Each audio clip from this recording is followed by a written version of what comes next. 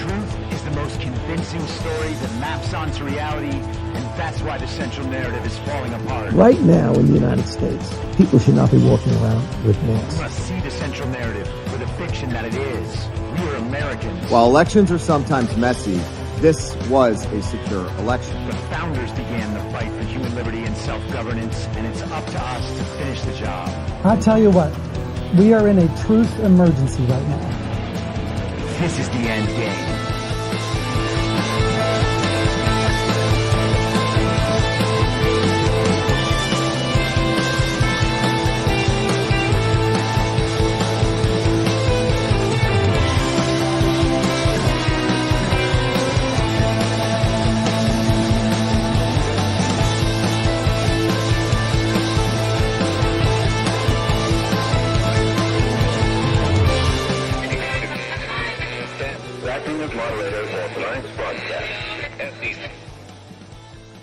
It's Friday, October 25th, 2024, the 1,374th day of dystopia.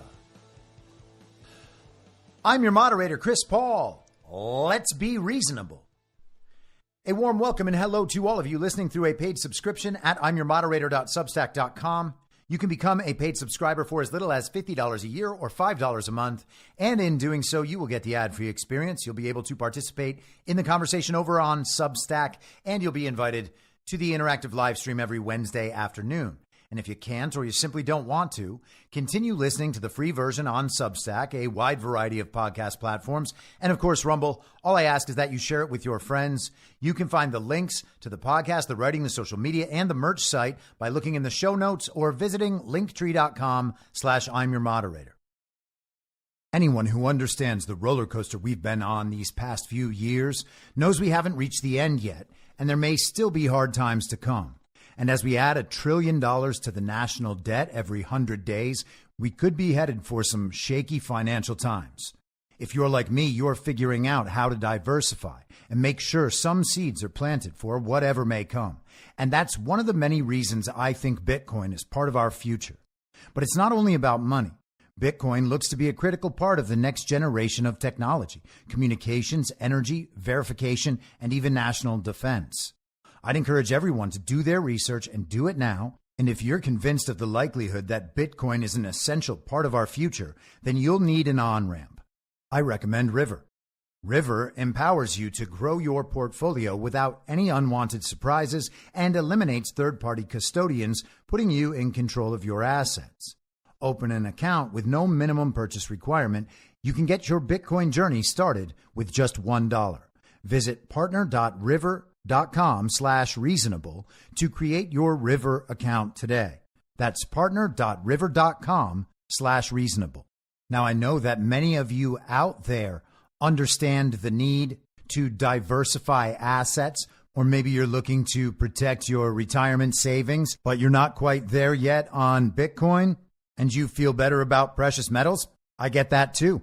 I think going in multiple directions is wise, and I do that myself. And when it comes to buying precious metals, you want to be working with a good company, and that's why I've partnered with Goldco.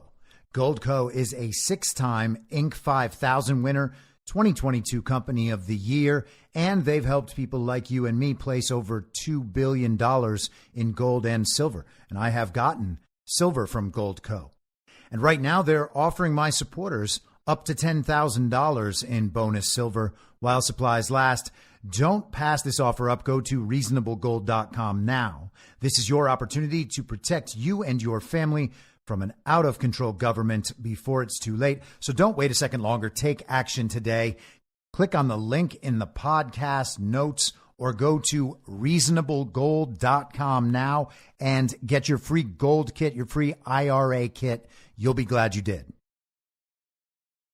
All right, so we are wrapping up another big week of 2024. We only have one more full week to go before the moment everyone's been waiting for a really long time, apparently.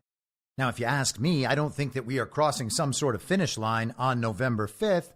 I think we are reaching the end of the second movie in a trilogy and starting the third movie One phase is ending and another one's going to begin, and that phase will require us to be diligent and discerning and committed and faithful and patriotic and hardworking, just like the last phase. Many of the past challenges will be overcome and new challenges will present themselves, and it's all good. Now, I was thinking about the subject matter of this show over the past few weeks and thinking about what's been in the news, which is truthfully not very much. Fake election stuff, fake Trump controversy stuff, various psychological operations pushing public sentiment in one direction or another on a number of different issues. Some of the ops are small and subtle, and some of them are gigantic. Fake foreign proxy wars and other various crises that make up this polycrisis phase. At least that's what's out front. But behind that, we have all of these other story developments along the lines we've been tracking over the last 4 years that went largely ignored by virtually everyone else beyond some segments of the truth community, some of the Q people, and then those of us who track these things through the lens of devolution or something similar. In the aftermath of Joe Biden's fake inauguration on January 20th, 2021, I said we were going to have to walk two paths at the same time, and I think we've been pretty successful in doing that. But unless you really are tracking it constantly, it doesn't make itself readily apparent. And so, of course, anyone who doubts it thinks we must be insane. And hey, maybe we are. That was enough for most of the people in the normie sphere, and they just checked out. They didn't bother walking that other path at all. They just stuck with the central narrative and tried to learn absolutely everything about what the TV was saying. And maybe there's a place for that. Maybe it has some enduring value. I can't tell what that is, but maybe that will become more apparent in the future. Everyone is focused on waking up the normies to the point where they themselves have become the normies in need of waking up. Behind all that, something else has been happening, and it's becoming apparent. When I started counting the days of dystopia back in 2021, I definitely did not think it would take 4 years for everything to get sorted out. And like many of you, I didn't think we could make it that long.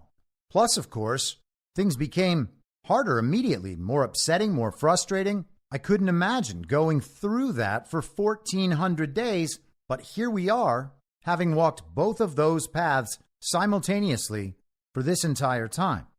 Kind of makes me think about trying to bring down a massive tree with an axe. You just have to keep chopping and chopping and chopping away at it, and eventually it starts to sway and wobble, and with every chop, it seems like it's ready to go, and then finally it does. Out of nowhere, one chop does it, and it falls over. And things really do seem to be swaying and wobbling right now. It's almost as if they designed the whole story to reach these points at this exact time. Who could have ever imagined it? Now, we've spent the better part of the last month or two talking about the degree of regime control and the tools and the methods the regime uses to increase that control, to bring all the nations of the world to heel. First, it's the control through reputational manipulation. For the individual, for an entity, for an organization, for a government, the exploitation of blackmail based on corruption or compromise. And if those methods don't work, then they begin to use the incentive and punishment structure of finance. They control the global regime fiat currency. They control global banking and payment systems so they can wage economic warfare through sanctions. They can debank individuals. They can turn you into a billionaire, or they can send a billionaire to the poorhouse.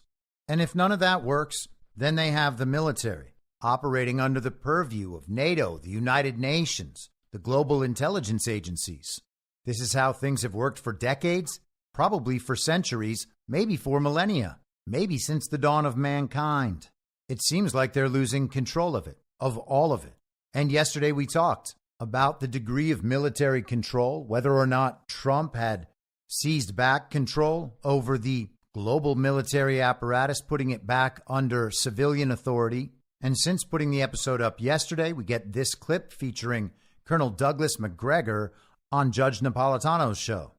Our colleague, Ambassador Charles Freeman, refers to this person as the worst Secretary of State since World War II, cut number 16. Israel has achieved most of its strategic objectives when it comes to Gaza, all with the idea of making sure that October 7th could never happen again. In the space of a year, it's managed to dismantle Hamas's military capacity. It's destroyed a bunch of its arsenal. It's eliminated its senior leadership, including, most recently, Yahya Sinwar. This has come at the cost, great cost, to Palestinian civilians in Gaza. Now is the time to turn those successes into an enduring strategic success. And there are really two things left to do. Get the hostages home and bring the war to an end with an understanding of what will follow. Is he credible? Netanyahu will never bring the hostages home. Then there's no reason for war. Well, let's understand something. Everyone in the world today, not just in the Middle East, but virtually everyone, views Blinken as Netanyahu's point man. And that's what he is. Our government is being hijacked. There's no one up there directing much of anything. They are, along with the government in London, by the way, they are all 100% on board with the Greater Israel Project. And he's certainly not going to say anything other than what he has. So everybody knows that he repeats Netanyahu's talking points. There's no daylight between them. One wonders just what happens in the White House behind the scenes, let alone the State Department. I think the one place that there are some voices that don't fall in line is DOD, because the CIA is joined at the hip with MI6 and Mossad. So virtually no daylight between those entities and us. And of course, the American people know nothing about it, have never been consulted, and the media ensures that the truth about what's actually happening on the ground never gets through. Does it sound less like a conspiracy theory when Colonel Macgregor says it? He's talking about the quote-unquote White House, the fake administration. He says they're not really directing much of anything up there. He says that Secretary of State Antony Blinken is essentially just repeating whatever Netanyahu says. Napolitano asks about the hostages and the leverage that provides. I've said many times that I don't believe there are any hostages. Donald Trump has said many times that the hostages are gone, implying either that they're dead or that they were never there in the first place. But the hostages are a key narrative leverage point, and Donald Trump erases that leverage when he says that there are no hostages there. Now, I don't know if Macgregor is referring to Netanyahu in a literal sense or a narrative sense, but I certainly take that more in a narrative sense. Netanyahu is not the person running the entire world. He's not the one making all of the decisions. Antony Blinken is certainly a servant of the global regime, but I don't imagine he is literally just carrying out Benjamin Netanyahu's orders. Netanyahu simply seems to be playing his own role, one that seems to be dependent on deference to Donald Trump, not to the global governing bodies or the puppet leaders within the Western hegemony. Let's listen to this one small section once again. Our government is being hijacked. There's no one up there directing much of anything. They are, along with the government in London, by the way, they are all 100% on board with the Greater Israel Project. And he's certainly not going to say anything other than what he has. Our government has been hijacked. They're all fully on board with the Greater Israel Project. Now, we've talked about that a few times, but I don't want to spend a lot of time on this. I asked Perplexity AI so that I could get a nice, clean answer. What is the Greater Israel Project? The answer is the Greater Israel Project, also known as the Greater Israel Movement or Zionist Plan for the Middle East, is a concept that involves the expansion of Israel's territory and sovereignty to include areas that proponents believe are part of Israel's historic or biblical land. The idea of Greater Israel is rooted in biblical references, particularly the promise of land to the children of Israel, which is described as stretching from the Nile to the Euphrates. And of course, any belief in this agenda depends on the belief that the global regime proxy state called Israel is the biblical Israel. But let's continue. Theodor Herzl, the founding father of Zionism, envisioned a Jewish state extending from the Brook of Egypt to the Euphrates. The concept of Greater Israel is supported by religious and secular right-wing nationalists in Israel. It is a central ideological goal of the Likud party, which has dominated Israeli politics since 1977. And of course, they would count Netanyahu among their members. Now, I was shocked by all this because I was told that we're not supposed to talk about Israel wanting to take over other lands and dominate the world on behalf of the Zionist project. So I asked Perplexity, wait, you mean that's not an anti-Semitic conspiracy theory? Zionists really are focused on world domination? The answer was the concept of Greater Israel is not an anti-Semitic conspiracy theory, but rather a real and contentious ideological and political goal within the Zionist movement. It goes on. The pursuit of Greater Israel is highly controversial and has significant international implications. It involves the expansion of Israeli settlements in occupied territories, which is illegal under international law. The plan is also linked to broader geopolitical strategies, such as the Yinon Plan, which aims to ensure regional superiority by balkanizing surrounding Arab states into smaller, weaker entities. It is crucial to distinguish this from anti-Semitic conspiracy theories, such as the Zionist occupation government Zog theory, which falsely claims that Jews secretly control governments and international institutions. The Greater Israel Project, while controversial and expansionist, is rooted in Zionist ideology and historical claims rather than a baseless conspiracy theory. In summary, the idea of Greater Israel is a real and debated aspect of Zionist ideology focused on territorial expansion within the Middle East rather than a conspiracy theory about global domination. Of course, what they don't mention is that it wouldn't be possible to take over the entire Middle East without some pretty substantial backing from global allies. You actually would have to control just about the entire world to be able to pull something like that off. I mean, or you could just destroy everybody else. But Israel can't do that all by themselves, so they need help, and that's right back to where the whole global domination thing comes in. I let Perplexity know this, and in the response, the pursuit of Greater Israel does involve cooperation and support from other global powers, particularly the United States. The U.S. has been a strong supporter of Israel and has aligned its foreign policy in the Middle East to some extent with Israeli goals. However, this support is more about regional hegemony and strategic interests rather than a global domination agenda. Of course. The connection to U.S. neoconservative policies, as mentioned in Netanyahu's speeches and other analyses, involves a broader strategy to control resources, trade routes, and geopolitical influence in the Middle East. This is part of a regional strategy rather than a global domination plan. The wars in Iraq, Libya, and Syria, for example, are seen as part of this agenda to weaken potential adversaries to Israel and secure control over key regions. But you gotta remember, as soon as you say this is a plan for global domination, that's when it becomes an anti-Semitic conspiracy theory.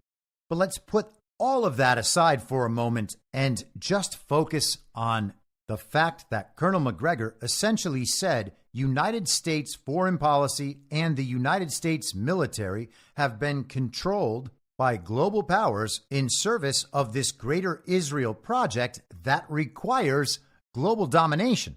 And we're all supposed to be okay with that because it's based on a very particular reading of the Bible. Now, that particular reading has spread far and wide, but it remains a particular reading. Our country being controlled by foreign powers is not a conspiracy theory. It's just the state of the world. It won't be that way forever, but it has been that way, and it's remained that way no matter how many elections we've had. Donald Trump is the only one who has changed American foreign policy, thrown a wrench into the whole system. And on this Israel issue particularly, Donald Trump has managed to get both sides of the regime's controlled opposition dynamic relative to Israel to destroy themselves, narratively speaking, which is why Israel has normalized relations with countries in the Middle East, and there's some reason to hope for a long-term peace.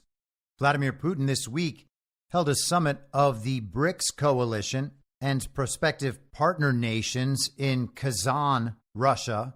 The headline from Monday in CNN was "The West Wants Putin Isolated." A major summit he's hosting shows he's far from alone. From the article, nearly 3 years after Russia's invasion of Ukraine saw Moscow condemned by countries globally, Leader Vladimir Putin is staging a summit with more than a dozen world leaders, an appointed signal from the autocrat that, far from being alone, an emerging coalition of countries stands behind him. The three-day BRICS summit, starting Tuesday in the southwestern Russian city of Kazan, is the first meeting of the group of major emerging economies, Brazil, Russia, India, China, and South Africa, since it expanded earlier this year to include Egypt, the UAE, Ethiopia, and Iran. Leaders expected to attend include China's Xi Jinping, India's Narendra Modi, Iran's Masoud Pezeshkian, South Africa's Cyril Ramaphosa, as well as those from outside the club like Turkish President Recep Tayyip Erdogan. Brazilian President Luiz Inácio Lula da Silva was expected to join, but canceled his trip after suffering an injury at home. And that's too bad, because Brazil's Joe Biden was surely totally welcome at BRICS. Set to be by far the largest international gathering the Russian president has hosted since the start of the war in February 2022. The gathering of BRICS and other countries this week spotlights a growing convergence of nations who hope to see a shift in the global balance of power and, in the case of some, like Moscow, Beijing, and Tehran, directly counter the United States-led West. It's this latter message that Putin and close partner and most powerful BRICS country leader Xi will project in the coming days. It's the West that stands isolated in the world with its sanctions and alliances, while a global majority of countries support their bid to challenge American global leadership. From the Hindustan Times on Tuesday, India ready to help restore peace. Prime Minister Narendra Modi tells Vladimir Putin on Ukraine conflict. Prime Minister Modi on Tuesday reiterated a peaceful solution to the ongoing Russia-Ukraine conflict. During his bilateral meeting with Russian President Vladimir Putin on the sidelines of the BRICS summit in Kazan, Modi said, "I have been in constant touch with you on the subject of the ongoing conflict between Russia and Ukraine. As I have said earlier, we believe that the problems should be resolved in a peaceful manner. We fully support the early establishment of peace and stability. All our efforts give priority to humanity. India is ready to provide all possible cooperation in the times to come." Now, we've covered India this year to some considerable length. Their elections a few months back, where, of course, Modi was re-upped as prime minister, but his party somehow well underperformed expectations.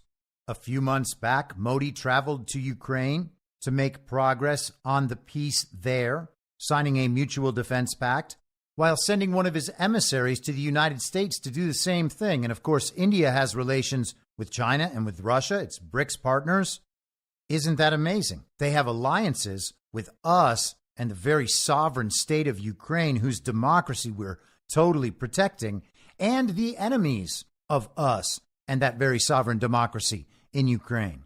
How does it happen?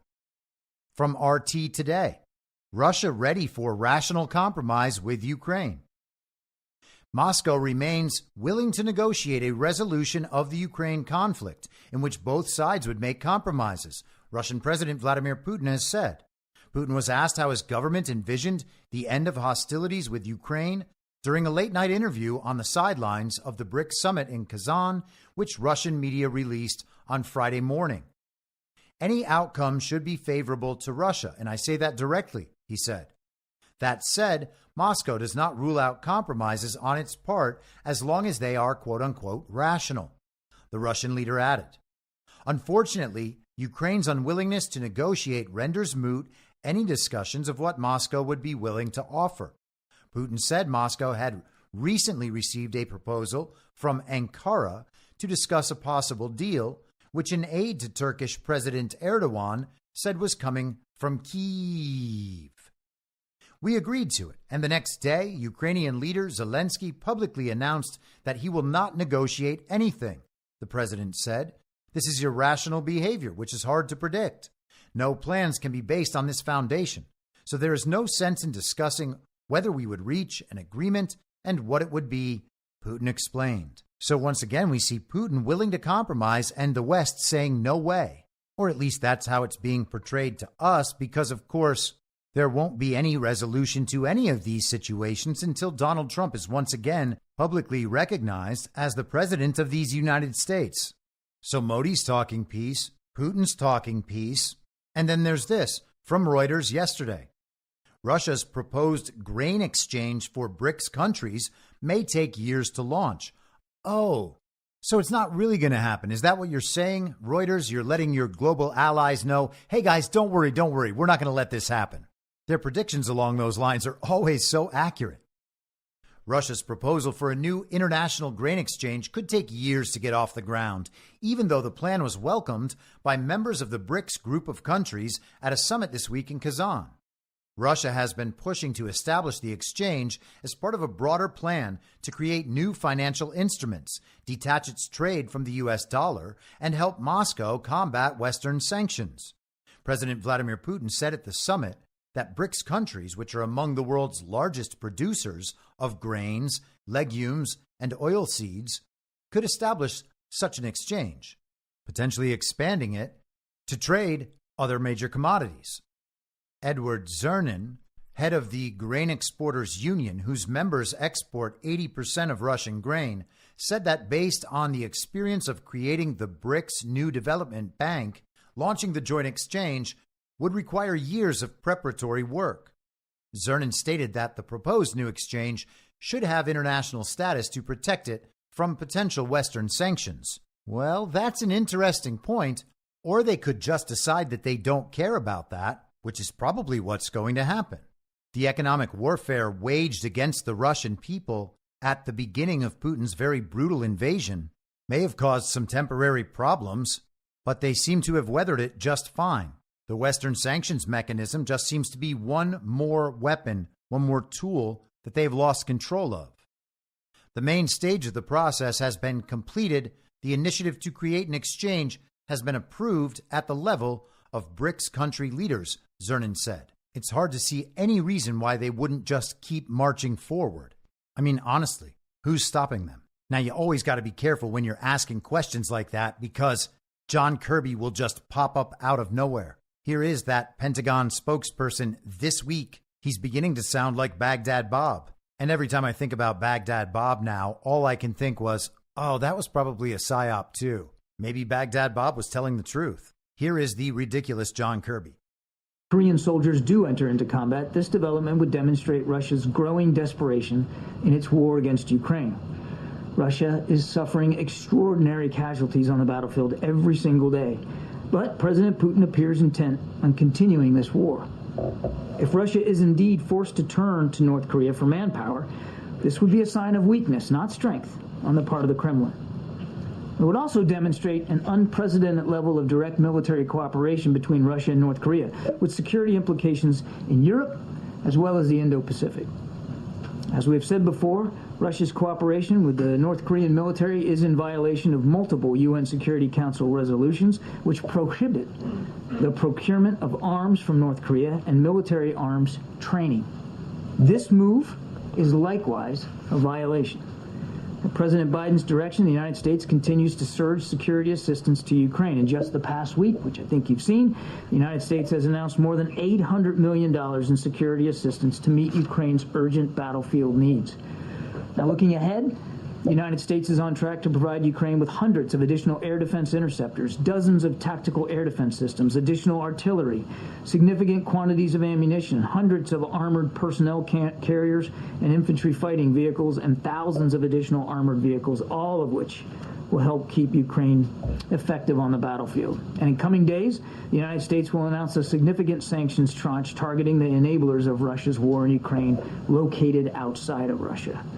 The Ukrainian military continues to fight bravely. These are the people who told us that Putin was isolated from the rest of the world. These are the people who told us that this was all about Putin's very brutal invasion.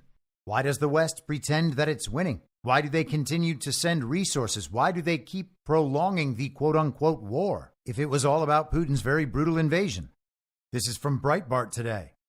13 more countries join BRICS as partners, could press for full membership. And I just want to highlight the fact that the main picture in this article is of Vladimir Putin shaking hands with Nicolas Maduro. So how about that?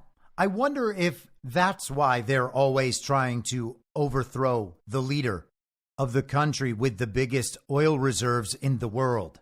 Nah, it's probably because he's stealing elections. They don't like that. The China-dominated BRICS economic bloc on Thursday announced it has added 13 nations as partner countries, including 3 African nations, Nigeria, Algeria, and Uganda. The announcement was reported by Russia's TASS news service and confirmed by comments from Cuban and Nigerian government sources. These partners will reportedly have much more limited involvement than full BRICS members, but some or all of them could aspire to membership in the future. In addition to the 3 African nations, the list of BRICS partners includes Belarus, Bolivia, Cuba, Indonesia, Kazakhstan, Malaysia, Thailand, Turkey, Uzbekistan, and Vietnam. Now, I haven't spent a lot of time on most of these countries, but I can tell you that Belarus, Bolivia, and Thailand were all targets of color revolutions within the last few years, particularly in 2020. And in fact, earlier this year, I did an episode on a farce of a coup down in Bolivia. The article notes that Turkish President Erdogan leads a NATO country that's forming a currency alliance with Russia, the country NATO was formed to quote-unquote defend against. Further on in the article, China's state-run Global Times celebrated the expanding BRICS membership as another sign that twilight has arrived for the post-World War II Western order. The Global Times quoted Chinese dictator Xi Jinping hailing the enlargement of BRICS as a, quote, landmark event in the evolution of the international situation, end quote. He touted the bloc as a vehicle for, quote, strengthening solidarity and cooperation among global South nations, end quote, which could give the China-led alliance enough muscle to implement global governance reform, by which Xi means stripping the U.S. and Europe of their influence. The Global Times eagerly provided backup vocals for Xi's Death of the West performance by gushing about how much of the world's surface area is controlled by BRICS nations and how the bloc is, quote, shaping global trends in world politics to a large extent. Breitbart says this grandiose language is somewhat out of step with how little BRICS has actually done over its 15-year lifespan, although some of its leaders have very big plans for the future, such as Russia and China's determination to create an alternative financial system that would dethrone the U.S. dollar and destroy the Western world's ability to impose human rights sanctions. Oh man, it's like they're losing all of their tools, their weapons for global domination and control. Does any of this threaten America and the American people? I mean, you could make that argument from a globalist perspective based on the downside we might experience during an adjustment period, but it's already been happening gradually over the course of years. And regardless, the adjustment needs to happen. America can't simply be a powerful tool for enforcement and control by those pursuing a one-world liberal international rules-based order. That's antithetical to our Constitution and to the purposes of our founding. It's also antithetical to the desires of the American people, which is why they never share the true intent of this plan in the first place. All right, so let's bring it all back to the United States. We've spent much of this week talking about how Donald Trump is now literally Hitler for the 9th straight year, based on claims from former Trump chief of staff and retired General John Kelly that he made 2 years ago and just reconfirmed, making it breaking news that he said the thing he's reported to have said in a book from 2 years ago that he actually said a long time ago. All of that is true, according to John Kelly, so therefore Donald Trump is literally Hitler again. Now, the claim was that Donald Trump had said to John Kelly he wanted Hitler's generals. Plenty of people familiar with these conversations have come out to say Donald Trump has never said anything like that. But it's an interesting story to get out there. I wasn't aware of this. I just found this out this morning. There is actually a book titled Hitler's Generals in America by a man named Derek Mallet, Mallett. Here is part of the description on Amazon. In Hitler's Generals in America, Derek Mallet examines the evolution of the relationship between American officials and the Wehrmacht general officers they held as prisoners of war in the United States between 1943 and 1946. During the early years of the war, British officers spied on the German officers in their custody, housing them in elegant estates separate from enlisted soldiers, providing them with servants and cooks, and sometimes becoming their confidants in order to obtain intelligence. The Americans, on the other hand, lacked the class awareness shared by British and German officers. They ignored their German general officers, refusing them any special treatment. By the end of the war, however, the United States had begun to envision itself as a world power rather than one of several allies providing aid during wartime.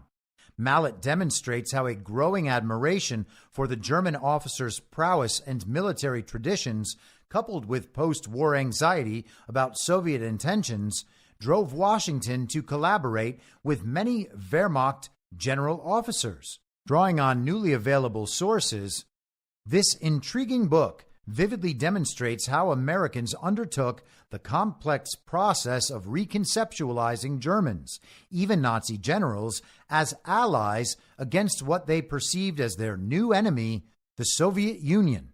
So that's really something. Apparently, it's just a historical fact that Hitler's generals became great sources of intelligence on the enemy and the enemy's tactics.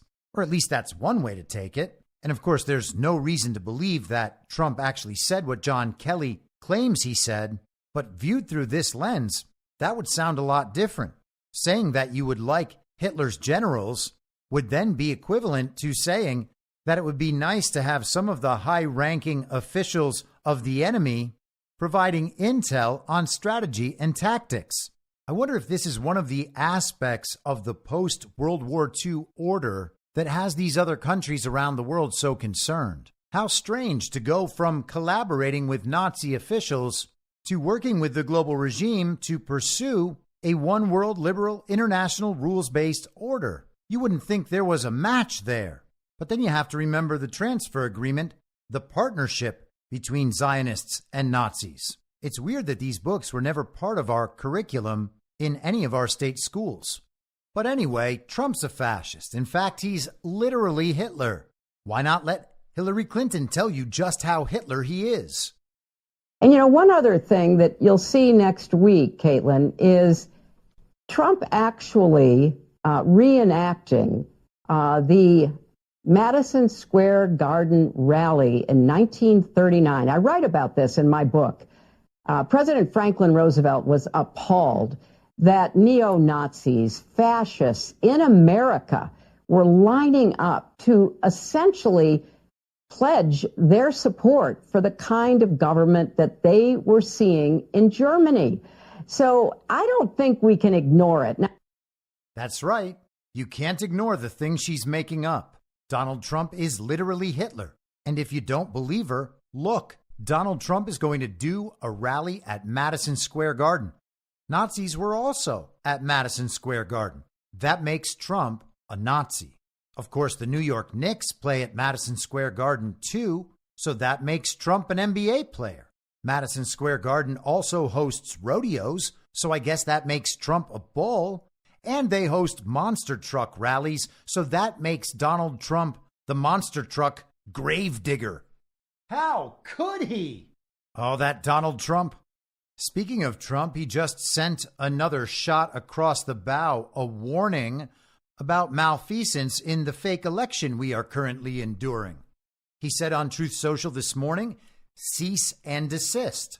I, together with many attorneys and legal scholars, am watching the sanctity of the 2024 presidential election very closely because I know better than most the rampant cheating and skullduggery that has taken place by the Democrats in the 2020 presidential election.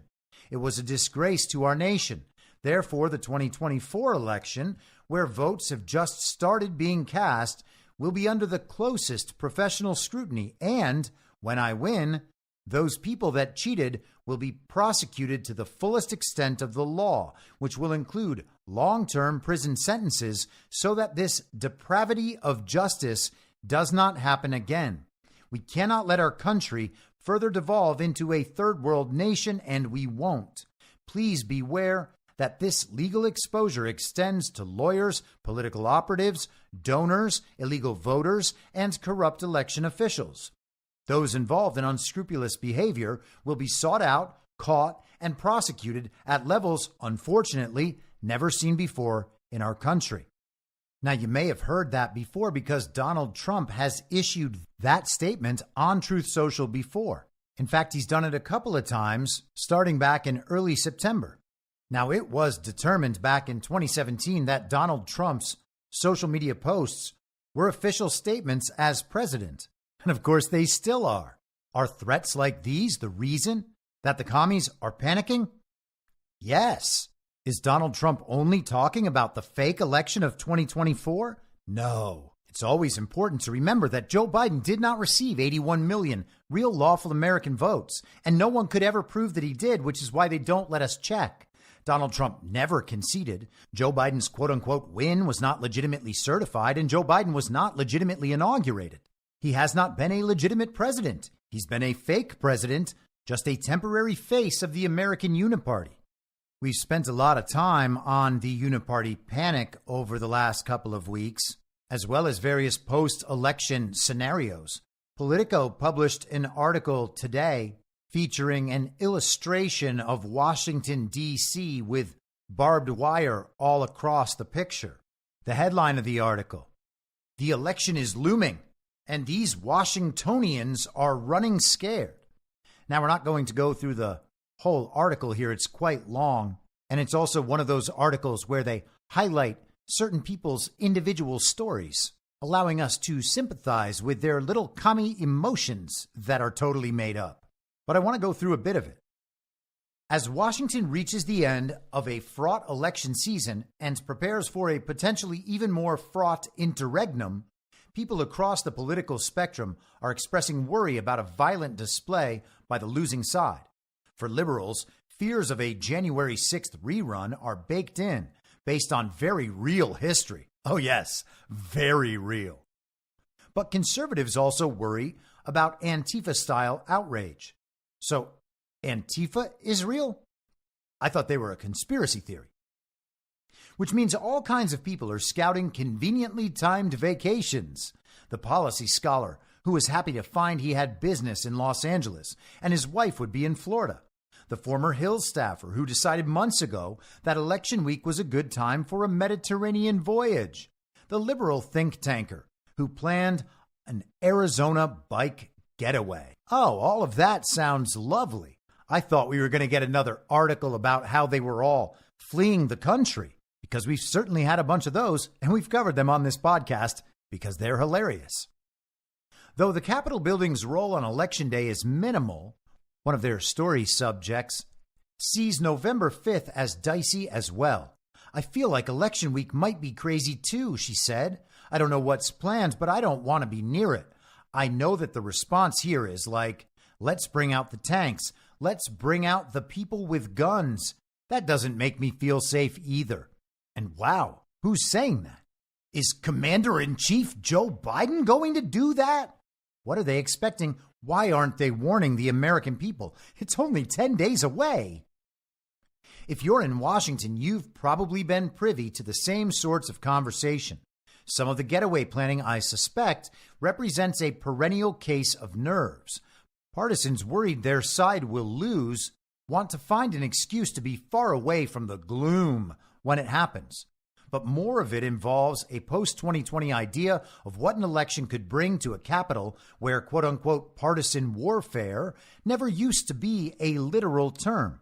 Well, it's still not a literal term, but the reason there was never much contentiousness between the parties is because it's only one party. It's a uniparty. The idea we've had two parties has always been an illusion. And hopefully once we get through this period, there won't be any parties anymore. Now, with memories of the last election still fresh, Washington is awkwardly coming to grips with the idea that there's a not zero chance that the national election could spiral into the sort of violent chaos that locals used to think only happens in a politically unstable banana republic. Well, hey guys, that's what we have. MAGA didn't overthrow the country. MAGA is trying to reverse that. The odds against a cataclysm, public safety pros tell me, are long. Yet they're not long enough for some. In a city accustomed to large political gatherings, there's not a lot of muscle memory about what to do about the kinds of chaos some are imagining. Skipping ahead. Earlier this month, D.C.'s Golden Triangle Business Improvement District, which represents employers on the office-dense western side of downtown Washington, gathered members along with officials from Homeland Security, the Secret Service, the U.S. Park Police, and the local Metropolitan PD to walk through a tabletop exercise about what might happen if the core of the Capitol was convulsed by election violence. On one hand, the exercise was exactly what a business district ought to be doing. They've also had tabletop exercises on natural disasters, active shooters, and terrorism. The idea is to help employers understand who reports to whom, what happens in an emergency, and how to keep their staff safe. But the subject matter, unimaginable before 2020, was telling. So was the specific role-playing scenario. Concerned that an exercise about inter-party chaos would appear partisan, the group asked participants to game out what would happen in the event the Beagle Party and the Dalmatian Party were at each other's throats following a disputed election. Yeah, that'll refute any claims of partisanship. But of course, the traditional understanding of partisanship is nonsense. There is just a uniparty. In the scenario, security staff and HR honchos had to make decisions while wading through deep fakes, reports of mayhem in other cities, and images of unknown people popping up on building security cameras. When to send staff home, how to secure the door, who to call for help. What in the world are these people preparing for? It was a range of decisions on the kinds of things they would do, said Leona Aguridis, the business group's executive director. Where the learning occurred was them thinking it through. And then, rather than having me or our head of security teach them, we had the police explain what happens in situations, how they deal with them. If the exercise left participants feeling a bit less confused, the very fact that it was necessary remains a subject of embarrassment in a country that thought itself as being better than the fragile democracies whose elections descend into violence. Well, sorry, commies, we're not the ones who decided to steal elections. We're the ones who realized they've always been stolen. As for the scenario of a Trump victory leading to marauding crowds of left-wing protesters, Holt says he wasn't hugely concerned about that either. Much of the organized group's passion, he said, is tied up in opposing the Israel-Hamas war, an event that has also lent a pox on both your houses vibe to their understanding of the Trump-Harris contest. A lot of the radical left groups that I keep my eye on seem to be mutually disgusted with Kamala Harris and Donald Trump, he said. That energy has largely been spent elsewhere. And that's quite interesting. There's at least some reason to believe that Antifa was fully tracked throughout the 2020 Summer of Love, through the election period and the post-election period, and they've somehow just kind of disappeared. We thought they would reappear after the Dobbs decision in 2022, but they didn't. The commies haven't even been able to pull off a nice BLM for the last few years. But let's continue. Which is all to say that if America is about to witness a spasm of post-election violence, it's far less likely to happen in Washington than in some swing state, county seat, or legislature. Oh, well, there's no talk about Trump people doing that anywhere, so how could you say something like that unless you're the ones planning it? But wait, they write, or maybe not. After 2 centuries of stable democracy, Americans just aren't very good at gaming out the odds around questions of election-related personal safety. If you ask me, people who study extremism sound like they're on solid ground when they say Washington is unlikely to be the scene of a post-election riot. And people responsible for public safety sound like they've done their homework when it comes to incorporating 2020's lessons in order to keep residents safe. But I have a hard time blaming folks who are gripped by worry about the long odds alternative scenarios. Politics has changed, and a capital whose culture is built on process and credential isn't really built to deal with it. Huh. Well, that's strange. I thought we were going to read an article about how Washingtonians were going on vacation, just normal vacations. But all of a sudden, it became about a weird tabletop exercise involving the Metropolitan Police Department and DHS. What do they expect to happen at all of these Washington, D.C. office buildings? Are these the locations where the people Donald Trump keeps mentioning in his cease and desist posts actually work? Are these the offices of the lawyers, political operatives, and donors Trump was referring to? I guess we'll find out. And by the way, this Politico headline has changed a couple times. A version prior to this was people in Washington are fleeing town for Election Day. And a version before that was petrified D.C. residents are fleeing town for Election Day.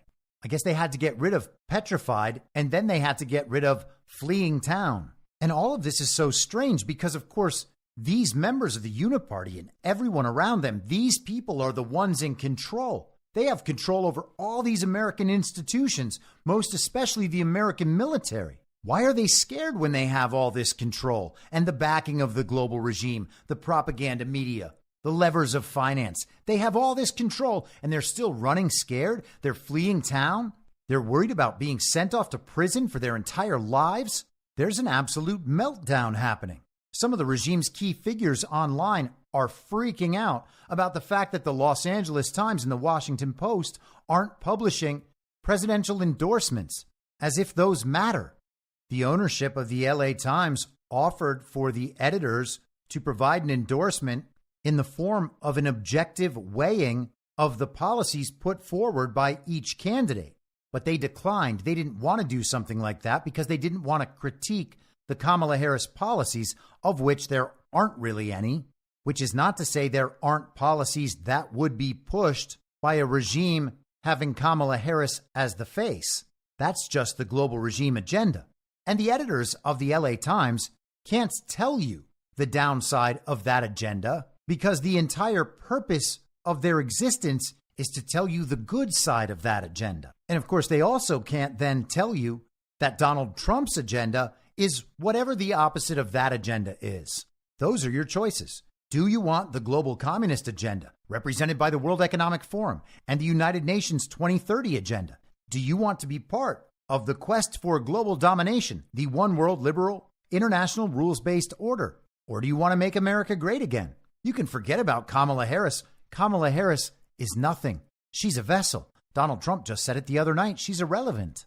Not only did the Washington Post decline to endorse Kamala Harris, it seems like their entire editorial viewpoint has flipped overnight. Patriots in Control put this graphic together of Washington Post headlines from the last couple days. Opinion: Kamala Harris forgets to hide her abortion radicalism. Opinion: why Harris's pitch to Muslim and Arab American voters is failing. Opinion: Harris's closing argument is dishonest, desperate, and hypocritical. Trump isn't a fascist, and he didn't say he would use the military against his political opponents. What? Opinion: Kamala Harris needs a minute. Why does the vice president struggle to find succinct answers to obvious questions? That's confusing. Did someone put Jeff Bezos under full control? Was Jeff Bezos some kind of sleeper agent? Were his strings cut? Did he flip a la Elon Musk, a guy that sure seemed to be on board with the regime program 10 years ago? He was one of the climate change superstars. What is going on with Jeff Bezos? Very much like Elon Musk, Jeff Bezos has his own rocket ship company called Blue Origin, and they operate out of a West Texas ranch called Corn Ranch. I've been paying attention to that for like 4 years. It's part of what led me to thinking about drainage in the first place. Yesterday, Chuck Grassley posted a picture on X, formerly Twitter, of a cornfield whose corn had been harvested. Now, I don't know what that means. Maybe it's all just a coincidence. But what has happened to the Washington Post? So many things are just not what we were told they were. This is the New York Post from yesterday. Ex-House Speaker Kevin McCarthy emerges as a dark horse candidate for Trump chief of staff role. Kevin McCarthy could lead a new House soon, the Post has learned. The ousted former Speaker of the House is widely seen as a top contender to be former President Donald Trump's first chief of staff if he retakes the White House following the November 5th election, according to sources familiar with the deliberations. No final decision has been made, and there's no sign that McCarthy is campaigning for the coveted role, though one person said the Californian has shown openness to being part of a second Trump administration in some capacity. The article discusses the possibility of Susie Wiles being named to the position and goes on. Another GOP source who agreed that Wiles is the most likely to be chief of staff, at least for part of Trump's first year in office, should he become the 47th president, said McCarthy is so widely believed to be interested in the chief of staff gig that insiders speculate on stories he may be involved with that could be shaping the ex-president's thinking. Not a very artful sentence there. A third source, however, told the Post that McCarthy expressed disinterest in being the White House chief of staff as recently as this week, saying Kevin legit doesn't want it. Wasn't McCarthy ousted for being anti-Trump? Didn't he get kicked out by those MAGA extremists in Congress? How could this even be a possibility? Well, either that wasn't how it was presented to us, or maybe the thought is that the GOP establishment is somehow going to find enough leverage to put Kevin McCarthy next to Donald Trump in the next Trump administration. Who is controlling who here? Does Trump seem like he's the one being controlled? Does it seem like he's in a position where he has to make major concessions to the uniparty on behalf of the global regime? Doesn't sound like that to me. And then there's this from yesterday in the New York Times. Trump flirts with the ultimate tax cut. No income taxes at all. Huh? Well, how about that? Back in June, I made an episode called Read My Lips, No Taxes, where I argued that there would be no federal income tax. One, because it's unconstitutional, and two, because with the separation from the global regime fiat currency and perhaps moves to alternative currencies like Bitcoin, and with the Fed being brought back under Treasury, there would be no need or justification for the global regime's collection arm, the IRS, to be doing anything. Trump has done as projected. He has upped the stakes on which taxes he will cut over the course of the last few months, promising to eliminate taxes on tips, on Social Security, on overtime pay. That has to end with an elimination of the federal income tax. From the article. During a Fox News segment on Monday, Mr. Trump took questions at a barbershop in the Bronx. When asked if the United States could potentially end all federal taxation, Mr. Trump said the country could return to the economic policies in the late 19th century, when there was no federal income tax. It had all tariffs. It didn't have an income tax, Mr. Trump said.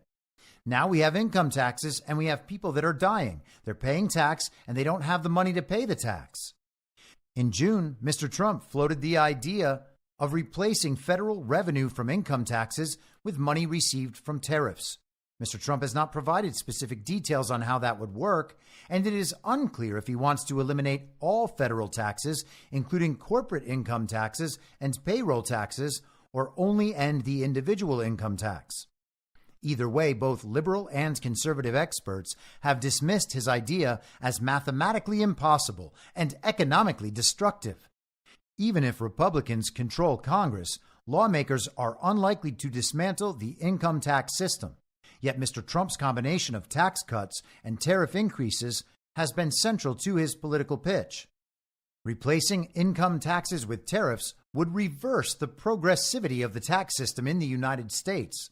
In general, income taxes are progressive, meaning that Americans with more income pay a higher tax rate. Tariffs, which impose a tax on products imported into the United States are regressive. They raise the prices on imported items like clothing and groceries, placing a larger burden on lower-income Americans who spend a bigger percentage of their income on those goods. And of course, that is the economically illiterate version, the very pro-global regime version, but that doesn't make it true.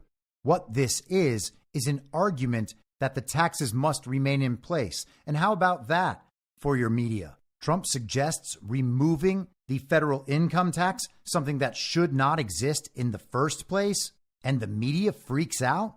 They go through a regime-oriented version of the history on the income tax, and toward the end, overall, his agenda would raise taxes on low-income Americans, provide a tax break for the richest, and drastically increase the deficit, according to an analysis from the Institute on Taxation and Economic Policy, a liberal think tank.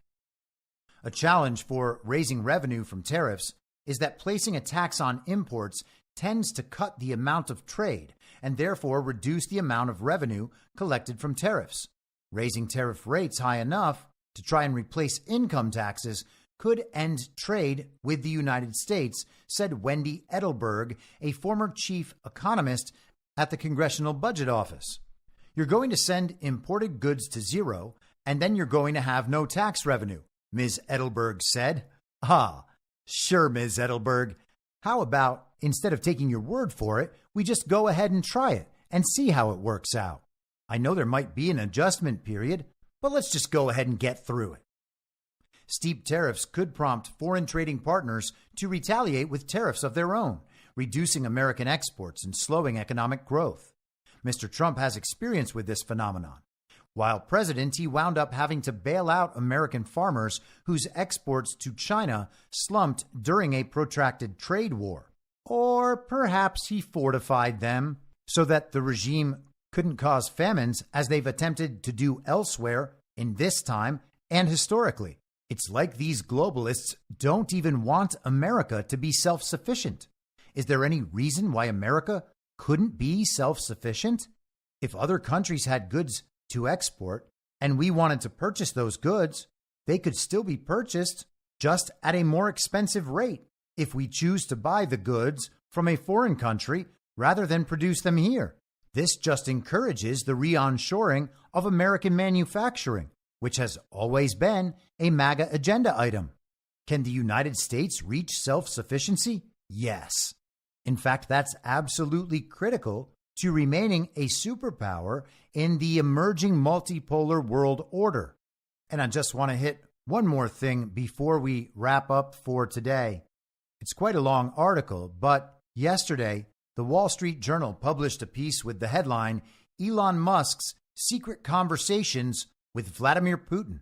So we'll bring it all the way around. Elon Musk, the world's richest man and a linchpin of U.S. space efforts, has been in regular contact with Russian President Vladimir Putin since late 2022. The discussions, confirmed by several current and former U.S., European, and Russian officials, touch on personal topics, business, and geopolitical tensions. At one point, Putin asked the billionaire to avoid activating his Starlink satellite service over Taiwan as a favor to Chinese leader Xi Jinping, said two people briefed on the request. Musk has emerged this year as a crucial supporter of Donald Trump's election campaign and could find a role in a Trump administration should he win. While the U.S. and its allies have isolated Putin in recent years, Musk's dialogue could signal re-engagement with the Russian leader and reinforce Trump's expressed desire to cut a deal over major fault lines such as the war in Ukraine. At the same time, the contacts also raised potential national security concerns among some in the current administration, given Putin's role as one of America's chief adversaries. Musk has forged deep business ties with the U.S. military and intelligence agencies, giving him unique visibility into some of America's most sensitive space programs. SpaceX, which operates the Starlink service, won a $1.8 billion classified contract in 2021 and is the primary rocket launcher for the Pentagon and NASA. Musk has a security clearance that allows him to access certain classified information. Knowledge of Musk's Kremlin contacts appears to be a closely held secret in government. Several White House officials said they weren't aware of them. The topic is highly sensitive, given Musk's increasing involvement in the Trump campaign and the approaching U.S. presidential election less than 2 weeks away. Musk didn't respond to requests for comment. The billionaire has called criticism from some quarters that he has become an apologist for Putin absurd and has said his companies, quote, have done more to undermine Russia than anything, end quote. Is he right about that? Who knows? But he has supplied Starlink internet to Ukraine, so that couldn't have helped Russia, right? I mean, unless we're being lied to about what's happening over there. Elon Musk is like one of the most powerful antagonists of Venezuelan communist dictator, for sure. Nicolas Maduro, isn't he? He challenged Maduro to a fist fight and called him a donkey and promised to send him to Mars. And Maduro's in that picture at the BRICS summit in Kazan, smiling and shaking hands with Vladimir Putin. Elon Musk is an enemy of all of Putin's friends. What could it mean? I don't know, but one of the Rachel Maddows named Keith Olbermann must know. He posted last night upon reading this story on Elon Musk's platform, by the way, X, formerly Twitter. We need to arrest and detain Elon Musk immediately. He is operating on behalf of Russia. Cancel all contracts, seize his facilities, lock him away in a military facility. Now, POTUS, not tomorrow. Wow, it sounds like one of the Rachel Maddows is calling Elon Musk the enemy within. And man, all of this is just so strange. These are the smartest people in our entire society. These are our elites and wannabe elites. These are our betters. These are very serious intellectuals. The sorts of people who know what's going on. Not like us. We're morons and rubes. We are the non-college educated. I mean, I have a college education, but as soon as you support Donald Trump, your college education just disappears. Plus, we're conspiracy theorists. We're MAGA extremists. No matter what, we are wrong about everything and they are right about everything. They've been right about everything this whole time. COVID was a very deadly pandemic. Masks worked. Lockdowns worked. There weren't going to be any problems with the election. Joe Biden received 81 million real lawful American votes. We started telling the big lie. A very violent insurrection happened. Then they mandated vaccines, but those were for our safety and our health. And we were science deniers and vaccine deniers. We were the stupid people. We endangered everyone. Who knows how many grandmas we killed? I mean, we sided with Russia on their very brutal invasion of Ukraine. We killed so many women by taking away their right to kill their babies. We thought we had a red wave, but nope. We totally lost the 2022 midterms for the uniparty right. That was our fault as MAGA supporters, Trump supporters. We supported Donald Trump in the fake primaries. And I mean, that was crazy. There's no way Donald Trump could ever win in the primaries. But of course, in fake primaries, he absolutely crushed it. We didn't accept the TV's word about the paragliding go-karts. On every single issue, we've been wrong. And these people like Keith Olbermann and all the other versions of Rachel Maddow, they've been right because they're so much smarter than us. And we're conspiracy theorists. We're not even operating in reality. And I know all that's true because they tell us it's true. And if we say otherwise, we get censored so you don't find anyone ever saying anything otherwise. But here we are, coming right down to the wire. We are chopping away, and the tree's kind of just swaying a little bit. It's getting a little wobbly. Who knows? Eventually it might fall over. And it seems like it might happen soon because all of these people are panicking. They're concerned about prison or worse, just from having careers that necessitate undermining the interests of these United States and the American people, violating our Constitution and the public trust, committing crimes against America and crimes against humanity. And because they're so smart, it seems like they're realizing something that we just don't realize. They actually are losing control of the media, the propaganda apparatus that controls people and entities and organizations through blackmail based on their corruption and compromise.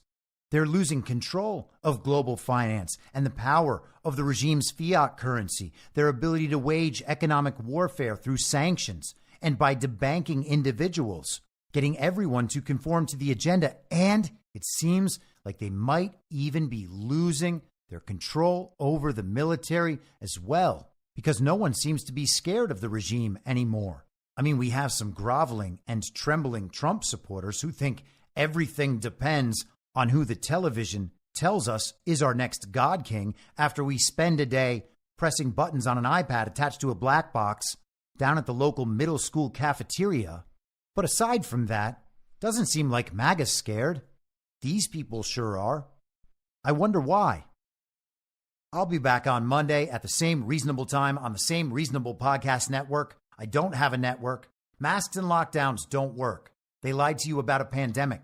And Joe Biden will never be president. In my mind, that's the end game. If you're listening for free and would like to support the show, the best way to do that is by signing up for a paid subscription at imyourmoderator.substack.com. You can find the info stream over on Telegram at t.me/veryreasonable. The merch site is cancelcouture.com. And for all my other links, you can visit linktree.com/imyourmoderator. And I'll see you soon down on the range.